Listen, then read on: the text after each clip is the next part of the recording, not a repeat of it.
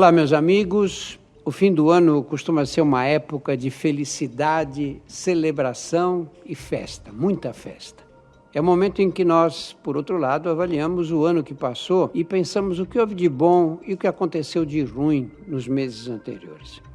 Existe alguma coisa assim meio agridoce nesse período, né? E muitas vezes a gente é invadido por uma tristeza que a gente nem sabe explicar. E não tem nada de errado com isso, né?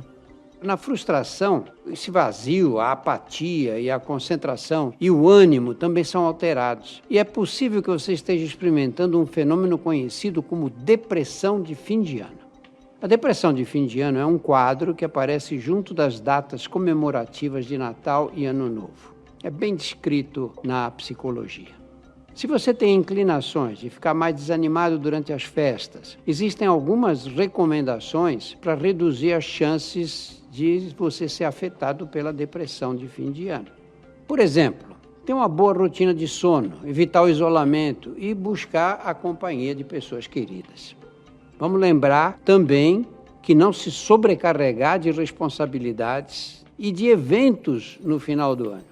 Então, gente que vai organizar a festa, que fica desesperada e corre para cá e corre para lá e compra as coisas e vai atrás de presentes, etc. Às vezes fica uma carga muito pesada, né? Principalmente se você sentir que a barra está pesada, procure ajuda de um profissional de saúde mental para cuidar desses sintomas e para te ajudar a sair de uma possível crise. Hoje conosco está o psicólogo clínico Bruno Farias. O Bruno trabalha no espaço de psicologia clínica em Santos e ele se dedica muito à psicologia cognitivo-comportamental. E vamos conversar com o Bruno para falar sobre essas depressões de fim de ano. Ô Bruno, o que caracteriza a depressão de fim de ano? Ela só dá no finalzinho do ano? Que dia começa, que dia acaba? Tem um período fixo assim? Doutor Drauzio, vamos lá. Em primeiro lugar, eu agradeço de coração pelo convite, agradeço pelo carinho. A depressão de final de ano, ela leva o nome técnico de TAS, T-A-S, que é o transtorno afetivo sazonal. E alguns profissionais da saúde mental foram percebendo que alguns pacientes apresentavam quadros semelhantes à depressão, que ativavam somente em determinados períodos do ano. Esses estudos geralmente focavam no inverno. Conforme esses estudos foram se desenvolvendo, perceberam que no Brasil, cerca de 1% da nossa população apresenta a depressão no final do ano, quando estamos em pleno verão. Mas, Drauzio, a coisa mais importante para falar sobre a depressão do final do ano é que ela não é um mero aborrecimento, não é um mero tédio.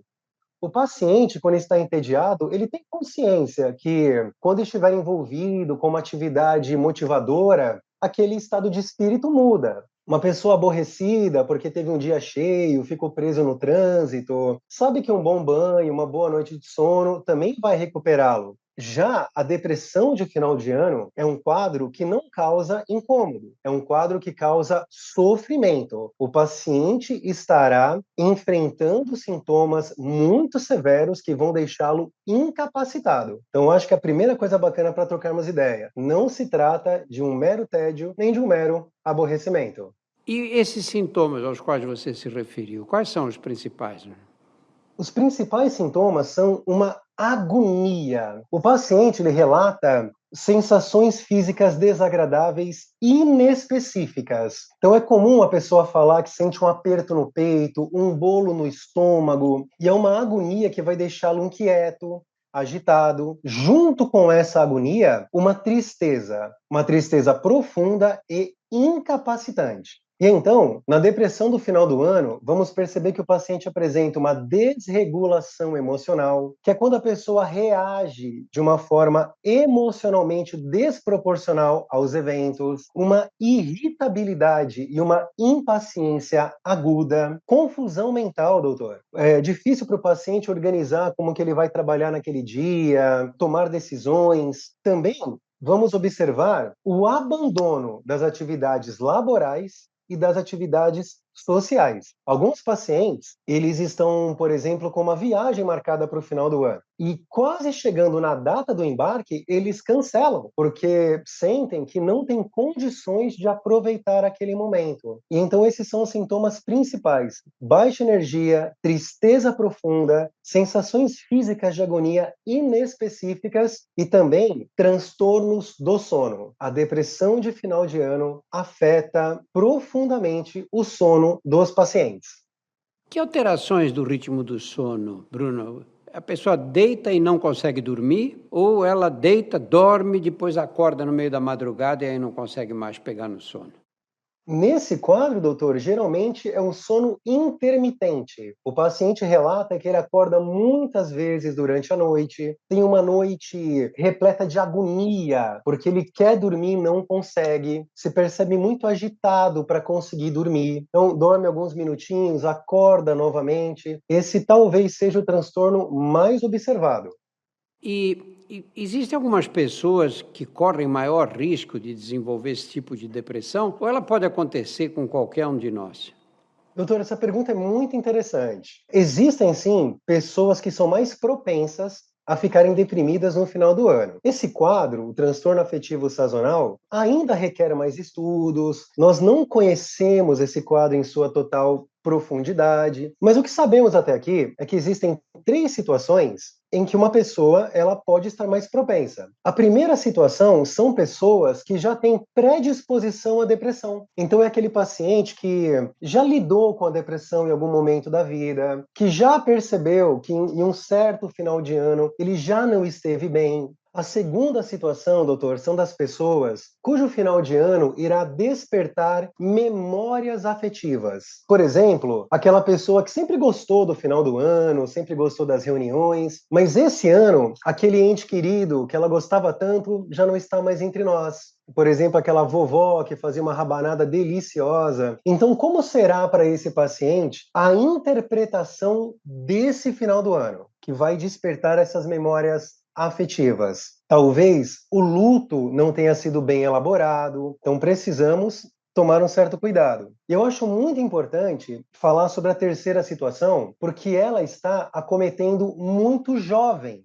16 anos, 15 anos, 14 anos de idade, sofrendo de depressão no final do ano. Por quê? Essa característica ela é chamada de comparação. Pessoas com foco na comparação. Hoje em dia, Dr. Drauzio, é comum as pessoas terem contas em 4, 5 redes sociais ou até mais. Em cada uma dessas redes, teremos muitos bons conteúdos, mas também teremos os influencers. E o influencer é aquele que, a todo momento, vai apresentar uma vida épica, uma vida incrível. E o jovem vai consumindo esse conteúdo e se compara, a ponto de achar a própria vida ruim. Ele olha para a vida do influencer, que está passando um final de ano num lugar paradisíaco, numa festa, e o meu final de ano está aqui com a minha família. Então o meu final de ano é chato, é ruim. A jovem fala, olha, eu não quero ir para a praia, eu não vou me sentir bem com roupas de praia, porque o meu corpo não se assemelha ao corpo daquela influencer. E então eu não quero, vou ter vergonha. E essa comparação tem afetado muitas pessoas, como eu já disse, principalmente os jovens. Por isso que vale a pena os responsáveis ficarem de olho nos conteúdos que estão sendo consumidos. No Brasil, nós temos um grande especialista, né, que é o Cristiano Nabuco, que estuda esses efeitos e, infelizmente, nós estamos percebendo alguns jovens com esse foco na comparação, possuem a propensão para desenvolverem a depressão de final de ano. Bruno, que critério vocês usam para dizer, olha, isto é uma depressão de fim de ano? O simples fato de acontecer um episódio depressivo no final do ano já caracteriza? Não, doutor Drauzio. A depressão, ela é grave, é severa. O paciente percebe que há algo de errado com ele, porque a agonia e a tristeza profunda não vão abandoná-los. Ele está se sentindo mal de manhã, tarde e noite, e a pessoa, ela apresenta uma desregulação. As emoções estão desreguladas, a organização desregulada, motivação desregulada, e a tristeza, ela é uma emoção comum. faz parte da vida. E a tristeza, ela pode ter um objeto. Eu falo para você, poxa, doutor, esse final de ano, eu tô um pouco mais abalado, porque me aconteceu isso. É a vida. Pode me incomodar a tristeza, mas ela não me deixa incapacitado. Então, acreditamos que essa é a diferença. E quando você identifica a depressão, faz o diagnóstico, fala, tem tudo para ser uma depressão de fim de ano. Como é que vocês encaminham o tratamento?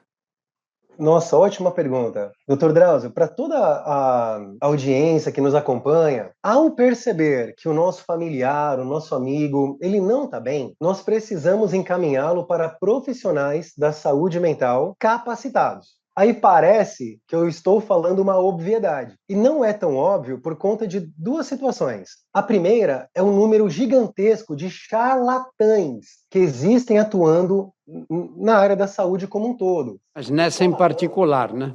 Doutor, nessa em particular, a internet ela aumentou a publicidade do charlatão, que promete curas, promete desenvolvimentos e ao ver um familiar em sofrimento, o nosso processo racional ele é abalado. Então temos que tomar cuidado com o charlatão. Ele não é um profissional da área da saúde mental capacitado. Em segundo lugar, infelizmente, nós ainda temos muitos preconceitos em relação à saúde mental. São muitas pessoas que relatam: eu não sou doido para procurar um psicólogo, eu não sou maluco para marcar um psiquiatra, eu sou homem o suficiente para resolver os meus próprios problemas. E então, temos que tomar cuidado com essas duas situações e o que fazer ao perceber? Encaminhamento para os profissionais capacitados. Às vezes há necessidade de prescrever medicamentos. Sim, doutor Drauzio, muito bacana essa pergunta, porque o tratamento ele é multidisciplinar. A procura pela psiquiatria, ela é fundamental, ela não é opcional. É esse profissional que vai avaliar o paciente, vai dar o parecer de quais são os medicamentos mais adequados para aquele caso. E a psicologia clínica, ela também é fundamental. Nós vamos trabalhar em conjunto com a psiquiatria. Na psicologia clínica, o paciente ele será acompanhado através de um método científico que vai tratar a sua existência. Então, como assim tratar a existência? Nas ciências cognitivas, nós temos muitas evidências para acreditar que não são as coisas que acontecem que nos abalam, e sim o modo como eu interpreto o que me aconteceu. E essa interpretação, que nós chamamos de processo cognitivo, acontece em um nível inconsciente, é automático. Nós não temos acesso ao que está acontecendo com a nossa mente. E na psicologia clínica, nós vamos aprender sobre esse processo, ele vai se tornando cada vez mais consciente, e com todo esse autoconhecimento, o paciente pode desenvolver habilidades para enfrentar esse quadro, ele vai aprender técnicas que irão ajudá-lo. Enfim, a terapia oferece uma gama de recursos que vão ajudar o paciente a minimizar ou eliminar o quadro. Doutor, é muito comum trabalharmos em conjunto com a nutricionista, com o educador físico, ou seja, é toda uma equipe compartilhando saberes em prol do melhor para o paciente. Então vamos pegar uma pessoa que tenha tido um episódio ou dois desse tipo de depressão, ou dessa forma de depressão. O que se pode fazer para evitar que aconteça a segunda ou a terceira crise? Além de tudo que o senhor falou no início do nosso bate-papo, que isso é muito importante, nós sempre recomendamos o tratamento preventivo. Uma pessoa que já apresentou depressão de final de ano e essa data vai se aproximando, se ela percebe que ela não está muito legal, vale a pena ela buscar um profissional de forma preventiva. Não é bacana ela aguardar chegar ao final do ano para ver como que ela vai se sentir. Sabe, Drauzio, nós temos muitas evidências, muitos estudos que mostram os benefícios de estarmos em terapia. A pessoa não precisa ficar em terapia por 90 anos seguidos. Se ela quiser, vai fazer bem, mas não é necessário. Mas é muito benéfico procurar por uma terapia em certas fases da vida. Percebeu que a fase mudou, é bacana ter esse acompanhamento nesse momento. Então, para evitar a depressão de final de ano, muito importante, procurar o tratamento preventivo para se fortalecer e conseguir vivenciar essa fase com o máximo de equilíbrio e saúde possível. Quem teve uma crise dessas, aí teve uma segunda também no final de ano, pode esperar que a terceira vai vir, com certeza? Sem tratamento nenhum? Doutor, não, não. Na psicologia cognitiva, nós acreditamos que existem múltiplos fatores. Então, como é que está a vida desse paciente esse ano? Quais são as suas relações? Como está a sua motivação em relação a tudo que ele faz? Esse paciente, esse ano, passou a ter um hábito mais saudável, encerrou uma relação abusiva, iniciou atividades físicas, passou a tomar mais cuidado com a alimentação. Tudo isso pode ajudá-lo. Então, não é certeza que ele terá novamente uma crise por ter passado por crises anteriormente. Olha, final do ano a gente chega na casa das pessoas, já todo mundo serve bebida, né? O álcool movimenta bastante essa época de festas, né? Fala um pouquinho sobre o papel do álcool para quem está deprimido nessa fase do ano. Geralmente a psiquiatria, ela recomenda a abstenção. O álcool existe, ele serve para ser um prazer, para que naquela noite um vinhozinho, uma cervejinha, na quantidade adequada, é aquele prazer que vem para somar. Mas em determinados momentos da vida, quando estamos enfrentando alguns quadros ou uma doença, precisamos tomar certos cuidados, principalmente com a questão medicamentosa. Então, a pessoa será muito bem orientada, principalmente na psiquiatria, para que ela consiga estar longe do álcool temporariamente, para se recuperar bem e voltar a uma normalidade. Você sabe o que eu acho curioso nesses quadros? Você pega nos Estados Unidos, na Europa, no hemisfério norte. Esses quadros são mais frequentes a partir do outono mesmo, né? Geralmente final de outono, começo do inverno. Tem um pouco de lógica, não é? Essa época do ano, a paisagem é mais fria, mais escuro, os dias são mais curtos e o ambiente fica mais triste mesmo, né? De um modo geral. Agora, aqui no Brasil, isso vem no auge do verão, né? Vem no finalzinho da primavera e no verão. Qual seria a explicação para essa disparidade? Olha que interessante, Dr. Drauzio. Todos os estudos sobre a depressão, né, o transtorno afetivo sazonal, começaram na Finlândia. E a Finlândia tem um inverno muito rigoroso. Uma noite na Finlândia no inverno pode durar até 20 horas. Então perceberam as pessoas em depressão por conta do afastamento social, a baixíssima exposição à luz solar. E esse quadro na Finlândia chega a atingir até 10% da população. São muitas pessoas. E lá nós observamos o contrário. Quando o verão está se aproximando, é uma alegria generalizada, as pessoas se mostram, relatam que estão mais alegres e felizes, mas também lá no verão percebe-se a depressão. E por que que isso acontece? Principalmente no nosso verão, né, no verão brasileiro, nosso final do ano, que juntam duas datas bacanas, nós só temos respostas ao analisar individualmente cada caso. Qual é a história de vida desse sujeito? Quais são as interpretações? O que que ele está enfrentando? Eu não tenho como responder por que que isso acontece numa data que teoricamente é tão comemorativa e festiva. Olha, eu já tive muitas tristezas na vida, é claro, né? Mas nunca tive nenhum quadro que eu pudesse dizer que, olha, aquela fase da vida eu fiquei deprimido. Isso nunca aconteceu. Isso quer dizer que eu, apesar desse passado todo, eu posso ainda ter uma depressão dessas de fim de ano? Sim, o senhor e qualquer ser humano. Sabe por quê? Que nós acreditamos que a nossa vida ela é muito dinâmica. Então, uma pessoa que ela nunca teve nenhum transtorno mental, nunca teve nenhum abalo até aqui, ela não pode garantir que ela estará equilibrada até sempre, até o fim da vida. Às vezes, um acontecimento é muito forte para aquela pessoa, uma notícia que ela recebe pode mudar todo o jogo. Então, pessoas que nunca apresentaram um quadro, elas podem vir a apresentar sim. E eu acho interessante aproveitar e falar que isso não é nenhuma vergonha. Nós não precisamos ter vergonha de tratar a saúde mental. Esse preconceito precisa se afastar o máximo possível. Uma pessoa que procura um tratamento pela saúde mental, ela não é inferior a ninguém, ela não é mais fraca. No bom sentido, é uma doença como outra qualquer. Nós procuramos os especialistas, realizamos o tratamento e ficamos bem, nos reequilibramos. O preconceito precisa desaparecer. E sim, quem nunca teve esse abalo pode, em algum momento, apresentá-lo. Vou fazer uma última pergunta agora. Vamos imaginar que eu tenho um quadro depressivo neste final do ano, mas eu não procuro nenhum tipo de tratamento. Sem tratamento, como costumam evoluir esses casos, hein?